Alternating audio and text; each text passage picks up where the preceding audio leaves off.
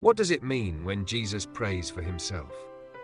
Why would the Son of God ask for glory in his final moments before the cross? And what if this prayer revealed something deeper about purpose, identity, and eternity?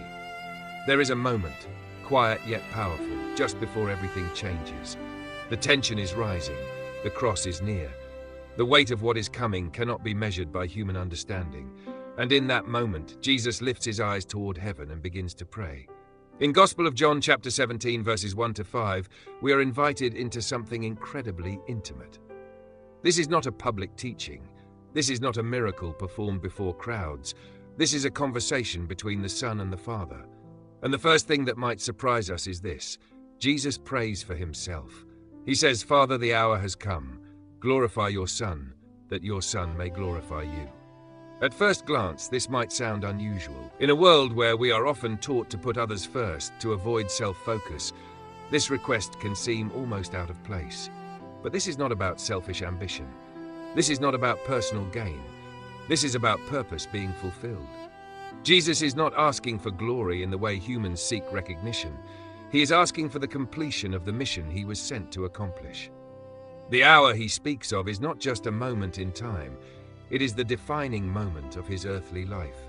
The cross, the suffering, the sacrifice, and beyond that, the resurrection. When Jesus says, "Glorify your Son," he is pointing directly to the path of obedience, even when that path leads through pain. This changes how we understand glory. For many, glory means success, power, recognition, being lifted up in the eyes of others. But in this prayer, glory is connected to surrender. It is tied to obedience. It is revealed through sacrifice. Jesus continues, "For you granted him authority over all people, that he might give eternal life to all those you have given him." This is where the prayer expands. It is not only about Jesus, it is about what flows through him to others, eternal life. And then he defines it in a way that shifts everything. "Now this is eternal life, that they know you, the only true God, and Jesus Christ, whom you have sent." Eternal life is not just about duration. It is not simply about living forever. It is about relationship. To know God, to know Jesus. Not just information, not just belief at a surface level, but deep personal connection. This means that eternal life does not begin after death. It begins the moment that relationship is formed. And Jesus is praying for that reality to be made possible through what he is about to do. He continues, "I have brought you glory on earth by finishing the work you gave me to do." This is a powerful statement. Before the cross even happens, Jesus speaks of the work as something that is being completed. Not because the suffering has already taken place, but because his obedience is already set. His heart is aligned, his purpose is clear. There is no turning back. And then he says, "And now, Father, glorify me in your presence with the glory I had with you before the world began." This takes us even deeper. Jesus is not only speaking about the future, he is reaching back to eternity past. He is reminding us that his story did not begin in Bethlehem. His existence did not start on earth. He was with the Father before creation. He shared glory with him. This prayer reveals both his humility and his identity. He stepped into the world, took on human form, walked among people, experienced pain, limitation, rejection. And now, as the mission reaches its climax, he is returning to that eternal glory, but through the pathway of the cross. This is not just a theological concept, it is a pattern that speaks into our lives in ways we often overlook. We live in a world that tells us to chase recognition, to build our own name, to seek validation from others. But Jesus shows a different way. He did not seek glory for himself apart from the Father. He did not act independently. Everything he did was connected to the will of the Father. And even in this prayer, his desire is not isolated. Glorify your Son, that your Son may glorify you. It is a cycle. Glory flowing from the Father to the Son, and through the Son back to the Father. This teaches us something essential. True purpose is not found in self-centered pursuit. It is found in alignment with something greater. Jesus knew who he was. He knew where he came from. He knew where he was going. And because of that, he could face what was ahead without losing direction. Sometimes we struggle because we don't have that clarity. We question our purpose. We wonder if what we're doing matters. We feel lost when things don't go as planned. But this prayer invites us to see life differently. It reminds us that purpose is not always about comfort. Sometimes purpose leads through difficulty. Sometimes the very thing we want to avoid is the place where something meaningful is accomplished. Jesus did not avoid the cross. He embraced it, not because it was easy, but because it was necessary. And in doing so, he redefined what it means to live with purpose.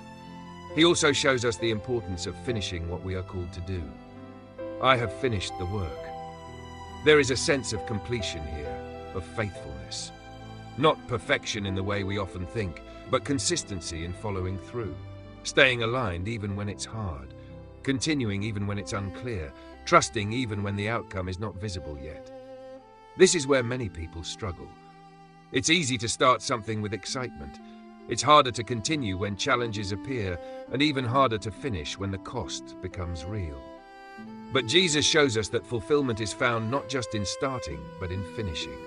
And finishing requires trust. Trust that what we are doing matters. Trust that there is a bigger picture. Trust that even when we don't see immediate results, something is happening. Another powerful detail in this prayer is the intimacy. Jesus speaks to the Father with directness, with closeness.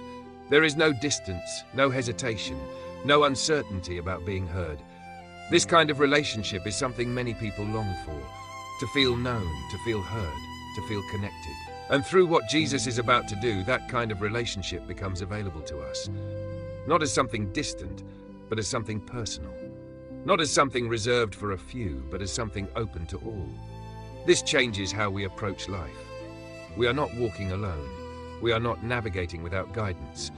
We are invited into a relationship where we can speak, ask, trust, where we can align our lives with something greater than ourselves. And yet, this does not remove difficulty. If anything, it gives meaning to difficulty. Because when you know your purpose, challenges are no longer random. They become part of the process, part of the journey, part of the story being written. Jesus' prayer reminds us that even in the most intense moments, there is still connection, still purpose, still direction. As he stands on the edge of suffering, he is not overwhelmed by fear. He is focused on fulfillment. He is anchored in identity. He is aligned with the Father.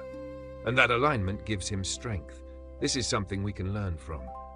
Not that we will face the same path, but that we can adopt the same posture, a posture of trust, a posture of surrender, a posture of alignment. Instead of asking, why is this happening to me? We begin to ask, what can be accomplished through this? Instead of focusing only on the difficulty, we begin to look for meaning. Instead of trying to control everything, we begin to trust more deeply. This doesn't mean everything becomes easy, but it does mean everything becomes purposeful. Jesus' prayer for himself is not separate from his love for others. It is actually the foundation of it, because by fulfilling his purpose, he opens the way for others to experience eternal life, for others to know God, for others to step into relationship. So even in what seems like a personal prayer, there is a global impact, a ripple effect that extends far beyond that moment. And that's another important insight. What we do, how we live, the choices we make, they don't exist in isolation. They affect others. They create impact, sometimes in ways we don't immediately see. So when we align with purpose, when we move with intention, when we stay faithful, we are not only shaping our own lives, we are influencing the lives of others in ways that may last far beyond us. As this prayer comes to a close, we are left with a deeper understanding of who Jesus is, not just as a teacher, not just as a miracle worker, but as someone fully aligned with purpose, fully connected to the Father, fully committed to completing what he came to do. And through this, we are invited to reflect on our own lives. What are we pursuing? What are we aligning with? What defines our sense of purpose? Are we chasing temporary recognition, or are we connected to something deeper? Are we starting things without finishing, or are we committed to following through? Are we navigating life alone, or are we open to a deeper relationship with God?